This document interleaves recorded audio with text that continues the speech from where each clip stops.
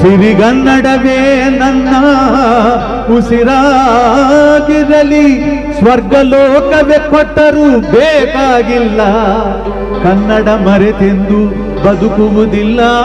ಅಖಿಲ ಕರ್ನಾಟಕ ಭಾರತೀಯ ಮಾನ್ಯತೆ ಪಡೆದಂತಹ ಮಹಾಪುರುಷ ಕರ್ನಾಟಕ ಚಕ್ರೇಶ್ವರ ಕನ್ನಡ ಕಂಠೀರವ ರಸಿಕರ ರಾಜ ನಟ ಸಾರ್ವಭೌಮ ಗಾನ ಗಂಧರ್ವ ಫಿಲ್ಮ್ ಫೇರ್ ಕಲಾ ಜ್ಯೋತಿ ಭಕ್ತಕರತ್ನ ವೀರಕೇಸರಿ ಜೇಮ್ಸ್ ಬಾಂಡ್ ಕನ್ನಡ ಕಲಾ ತಪಸ್ವಿ ಕನ್ನಡ ಕಲಾ ನಾಯಕ ಕನ್ನಡದ ಗಂಡುಗಲಿ ಕೆಂಟಕಿ ಕರ್ನಲ್ ಪದ್ಮಭೂಷಣ ಕಲಾಬ್ರಹ್ಮ ಕಲಾಕುಸುಮ ಕಲಾಶ್ರೇಷ್ಠ ಕಲಾಜ್ಯೋತಿ ಕಲಾ ಕೌಸ್ತುಭ ಯೋಗ ಕಲಾರತ್ನ ಕರ್ನಾಟಕ ರತ್ನ ವಿಶ್ವಕಲಾ ಶಾಂತಿಪ್ರಿಯ ಮಹಾನ್ ದೈವ ಭಕ್ತ ಕನ್ನಡ ಶ್ರೀಕಂಠ ಕೋಗಿಲೆ ಚಿತ್ರ ಜಗತ್ತಿನ ಚಕ್ರವರ್ತಿ ದಾದಾ ಸಾಹೇಬ್ ಪಾಲ್ಕಿ ಪ್ರಶಸ್ತಿ ಪುರಸ್ಕೃತ ಕೋಟ್ಯಾಂತರ ಅಭಿಮಾನಿಗಳ ರಾಜ 108 ದಿನಗಳ ಕಾಡಿನ ರಾಜ ವಾಟಿಕಾ ವರ್ಷದ ಕನ್ನಡಿಗ ಗೀತ ಗಾಯನ ಪ್ರಶಸ್ತಿ ಪುರಸ್ಕೃತ ಇಬ್ಬರಿ ಕಣ್ಣು ಕಟ್ಟ ಕಣ್ಣಪ್ಪ ಸ್ವರ್ಗಾಭಿಮಾನಿಗಳ ರಾಜ ಅಭಿಮಾನಿ ದೇವರುಗಳಿಂದಲೇ ಅಂತ್ಯಕ್ರಿಯೆ ಮಾಡಿಸಿಕೊಂಡಂತ ಏಕೈಕ ಕಲಾವಿದ ಇಚ್ಛಾ ಮರಣ ಹೊಂದಿದ ವ್ಯಕ್ತಿ ಮರೆಯಲಾಗದ ಮುತ್ತು ಕನ್ನಡಿಗರ ಸ್ವತ್ತು ಕಲಾ ಸತ್ಪುರುಷ ವರ್ಣಟ ಅಮರಜೀವಿ ಡಾಕ್ಟರ್ ರಾಜ್ಕುಮಾರ್.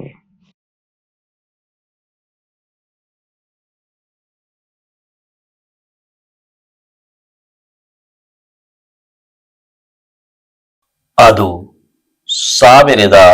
1950ರ ಸಮಯ. ಗುಬ್ಬಿ ಕಂಪನಿ ಮತ್ತು ಸುಬ್ಬಯ್ಯ ನಾಯ್ಡುರವರ ಕಂಪನಿ ನಾಟಕಗಳು ಜನತೆಯನ್ನು ಮೋಡಿ ಮಾಡಿದ್ದವು. ಕಲಾವಿದರಿಗೆ ಮತ್ತು ಪ್ರೇಕ್ಷಕರಿಗೆ ಈ ಸಂಸ್ಥೆಗಳು ವಿಶ್ವವಿದ್ಯಾಲಯಗಳಂತೆ.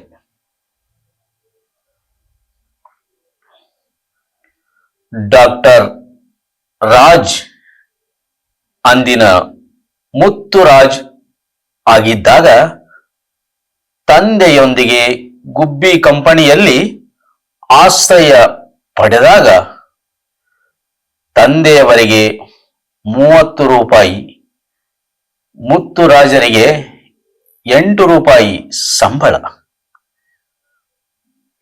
ಕಂಪನಿಯಲ್ಲಿ ಕಲಾ ಸೇವೆಯೊಂದಿಗೆ ಜೀವನ ಕಲೆಯನ್ನು ಕಲಿತ ಮುತ್ತುರಾಜು ಮುಂದೆ ಸುಮಾರು 1.5 ದಶಕದ ಕಾಲ ಸುಬ್ಬಯ್ಯ ನಾಯ್ಡು ಕಂಪನಿಯಲ್ಲಿ ಸೇವೆ ಸಲ್ಲಿಸಬೇಕಾಯಿತು. ಇಲ್ಲಿ ಅವರಿಗೆ ಬಹು ಮುಖ್ಯವಾದ ಪಾತ್ರಗಳು, ತಿರುವುಗಳು ದೊರೆತವು. ಅಂದಿನ ಪತ್ರಿಕೆಯಲ್ಲಿ ಮುತ್ತುರಾಜು ಪ್ರತಿಭೆಯ ಬಗ್ಗೆ ಬರೆಯುತ್ತಾ, ಮೂರ್ತಿ ಚಿಕ್ಕದಾದರೂ ಕೀರ್ತಿ ದೊಡ್ಡದು, ಹುಡುಗ ಎಳೆಯನಾದರೂ ಸೊಗಸಾಗಿ ಅಭಿನಯಿಸುತ್ತಾನೆ, ಪ್ರೇಕ್ಷಕರನ್ನು ಸೂಜಿಗಲ್ಲಿನ ಹಾಗೆ ಸೆಳೆಯುತ್ತಾನೆ ಎಂದು ಮೆಚ್ಚುಗೆ ವ್ಯಕ್ತಪಡಿಸಿದ್ದವು ಪತ್ರಿಕೆಗಳು. ಈ ಮಧ್ಯೆ ಸುಬ್ಬಯ್ಯ ನಾಯ್ಡು ಅವರ ಕಂಪನಿಯನ್ನು ತಾತ್ಕಾಲಿಕವಾಗಿ ನಿಲ್ಲಿಸಬೇಕಾಗಿ ಬಂತು. ಕಲಾವಿದರ ಹೊಟ್ಟೆಪಾಡು ನಡೆಯಬೇಕಲ್ಲ. ಮುತ್ತುರಾಜು ತಂದೆಯೊಂದಿಗೆ ಮರಳಿ ಗುಬ್ಬಿ ಕಂಪನಿಗೆ ಬಂದಾಯಿತು. ಆದರೆ ಅಂತಹ ಮುಖ್ಯ ಪಾತ್ರಗಳು ಇಲ್ಲಿ ಇರಲಿಲ್ಲ. ಅಲ್ಲದೆ ಕೆಲವೇ ದಿನಗಳಲ್ಲಿ ಮುತ್ತುರಾಜುವಿನ ತಂದೆ ಸಿಂಗಾನಲ್ಲೂರು ಪುಟ್ಟಸ್ವಾಮಯ್ಯನವರು ಸ್ವರ್ಗಸ್ಥರಾದರು. ತಂದೆಯನ್ನು ಬಹಳವಾಗಿ ಹಚ್ಚಿಕೊಂಡಿದ್ದ ಮುತ್ತುರಾಜಿಗೆ ಅಲ್ಲಿರಲಾಗಲಿಲ್ಲ. ಅದೇ ವೇಳೆಗೆ ಸುಬ್ಬಯ್ಯ ನಾಯ್ಡು ಕಂಪನಿಯಿಂದ ಕರೆ ಬಂದಿದ್ದರಿಂದ ಅಲ್ಲಿಗೆ ಮರಳಿದರು. ಕಲಾವಿದರ ದೃಷ್ಟಿಯಿಂದ ಈ ಎರಡು ಮಹಾನ್ ಸಂಸ್ಥೆಗಳಲ್ಲಿ ಇದ್ದಂತ ಒಂದು ಪ್ರಮುಖ ಸಂಗತಿ ಎಂದರೆ ಸುಬ್ಬಯ್ಯ ನಾಯ್ಡು ಕಂಪನಿಯಲ್ಲಿ ಒಂದು ಪಾತ್ರಕ್ಕೆ ಇಬ್ಬರು ಕಲಾವಿದರನ್ನು ಬಳಸಲಾಗುತ್ತಿತ್ತು. ಅಂದರೆ ಇಂದು ರಾಜನಾದವನು ನಾಳೆ ಸೇವಕನೂ ಆಗಬಹುದಿತ್ತು. ಕಲಾವಿದನಿಗೆ ವೈವಿಧ್ಯಮಯ ಅವಕಾಶವಿರುತ್ತಿತ್ತು. ಆದರೆ ಗುಬ್ಬಿ ಕಂಪನಿಯಲ್ಲಿ ಹಾಗಲ್ಲ. ದೊಡ್ಡ ಪಾತ್ರ ಮಾಡೋರು ಅದನ್ನೇ ಮಾಡಬೇಕು, ಬೇರೆ ಪಾತ್ರ ಮಾಡುವಂತಿರಲಿಲ್ಲ. ಅದೊಂದು ರೀತಿ ದೊಡ್ಡಸ್ತಿಕೆಯಾಗಿರುತ್ತಿತ್ತು. ಸುಬ್ಬಯ್ಯ ನಾಯ್ಡುರವರ ಕಂಪನಿಯಲ್ಲಿ ಮುತ್ತುರಾಜು ಪಾತ್ರ ವೈವಿಧ್ಯಗಳಿಂದ ಬೆಳಗುತ್ತಿದ್ದ ಕಾಲ. ಆಗ ಮುತ್ತುರಾಜು ಸಂಬಳ 80 ರೂಪಾಯಿ. ಅತ್ತ ವೀರಣ್ಣವರಿಂದಲೂ ಮುತ್ತುರಾಜಿಗೆ ಕರೆ ಬಂತು. ಈ ಬಾರಿ ಬಂಪರ್ ಆಹ್ವಾನ. 80 ರೂಪಾಯಿ ಬದಲಿಗೆ 1,000 ರೂಪಾಯಿ ಸಂಬಳ. ಒಂದೆಡೆ ಪಾತ್ರಗಳನ್ನು ನೀಡಿ ಬೆಳೆಸಿದ ಧನಿ, ಮತ್ತೊಂದೆಡೆ ಪ್ರಸಿದ್ಧ ತವರು ಕಂಪನಿಯ ದೊಡ್ಡ ಮೊತ್ತದ ಆಹ್ವಾನ. ಮುತ್ತುರಾಜುವಿಗೆ ಅಂದಿನ ಪರಿಸ್ಥಿತಿಯಲ್ಲಿ ಖಂಡಿತವಾಗಿಯೂ ಹಣದ ಅವಶ್ಯಕತೆ ಇತ್ತು. ಅಷ್ಟು ಹಣವನ್ನು ಆತ ಕಣ್ಣಲ್ಲಿಯೂ ಕಂಡವನಾಗಿರಲಿಲ್ಲ. ಆದರೆ ಇಲ್ಲಿ ಅವರನ್ನು ಕಾದದ್ದು ತಂದೆಯವರ ಆದರ್ಶ. ಕಂಪನಿಯಲ್ಲಿ ಹೆಸರು ಮಾಡಿದ ಸಿಂಗಾನಲ್ಲೂರು ಪುಟ್ಟಸ್ವಾಮಯ್ಯನವರನ್ನು ಎಷ್ಟೋ ಮಂದಿ ನಮ್ಮಲ್ಲಿಗೆ ಬನ್ನಿ ಎಂದು ಕರೆದರೂ ಅವರ ದುಡ್ಡಿಗೆ ಆಸೆ ಪಡಲಿಲ್ಲ. ಅನ್ನ ಇಟ್ಟ ಧನಿಯನ್ನು ಕೈ ಬಿಡುವುದಿಲ್ಲ ಎನ್ನುತ್ತಿದ್ದರು. ಇದೇ ದೃಷ್ಟಿಯಿಂದ ಸುಬ್ಬಯ್ಯ ನಾಯ್ಡು ಕಂಪನಿಯಲ್ಲಿದ್ದು ಋಣಿಯಾಗಿದ್ದ ಮುತ್ತುರಾಜ್ ವೀರಣ್ಣನವರಿಗೆ ವಿನಮ್ರವಾಗಿ ಪತ್ರ ಬರೆದರು.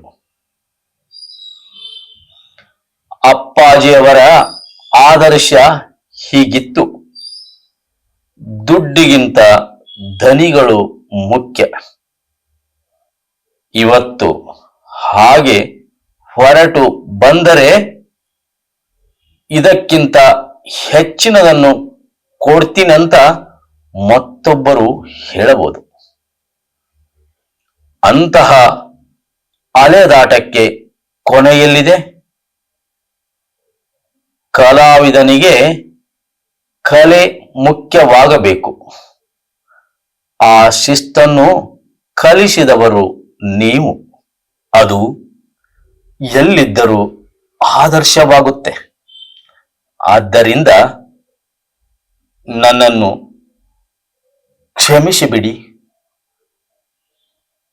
ಇದೇ ಪ್ರೇಮ ನನ್ನ ಮೇಲಿರಲಿ.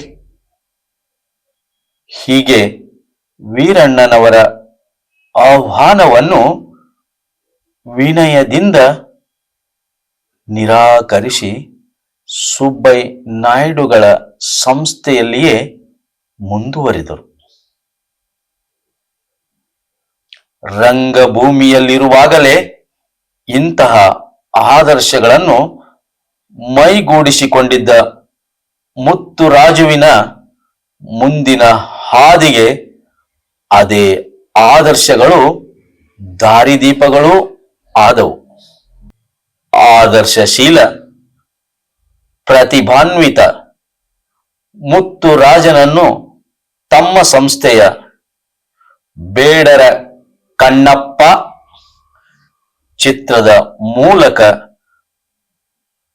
ಬೆಳ್ಳಿ ತೆರೆಗೆ ಪರಿಚಯಿಸಿದ ವೀರಣ್ಣನವರಂತ ಮಹಾನ್ ರಂಗ ದಿಗ್ಗಜರ ಮನಸ್ಸಲ್ಲಿಯೂ ಮುತ್ತುರಾಜ್ ಎಂತಹ ಮಿಂಚನ್ನು ಮೂಡಿಸಿದ್ದರು ಕುತೂಹಲಕಾರಿಯಾಗಿದೆ. ಅದು ವೀರಣ್ಣನವರ ಕೊನೆಯ ದಿನಗಳು. ಆರೋಗ್ಯ ಹದಗೆಟ್ಟಿತ್ತು. ಅವರನ್ನು ಭೇಟಿಯಾಗಲೆಂದು ರಾಜ್ ಹೋಗಿದ್ದರು. ಕುಶಲೋಪರಿಯ ಬಳಿಕ ವೀರಣ್ಣನವರು ಎಲ್ಲ ಬಗೆಯ ಪಾತ್ರಗಳನ್ನು ನಿರ್ವಹಿಸಿದ ತಮಗೆ ರಾಜ್ ಕುಮಾರ್ ತಂದೆಯಾಗಿ ಸಿನಿಮಾದಲ್ಲಿ ಪಾರ್ಟ್ ಮಾಡಬೇಕೆಂಬ ಆಸೆ ನೆರವೇರದೆ ಹಾಗೆ ಇರುವುದಾಗಿ, ಆ ಆಸೆ ನೆರವೇರಿದರೆ ತಮ್ಮ ಜನ್ಮ ಸಾರ್ಥಕ ಎಂದರು.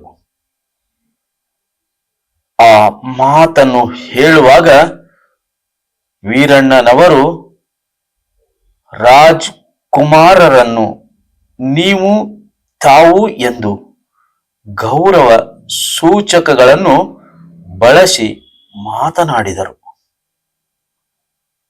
ವೀರಣ್ಣನವರ ಮಾತು ಮುಗಿಯುತ್ತಿದ್ದಂತೆ ರಾಜ್ ಕುಮಾರ್ ಅವರಿಗೆ ಕಣ್ಣೀರಿನ ಕಟ್ಟೆ ಒಡೆಯಿತು. ಭಾವಪರವಶರಾಗಿ, ಜನ್ಮ ಸಾರ್ಥಕತೆಯ ಮಾತೇಕೆ?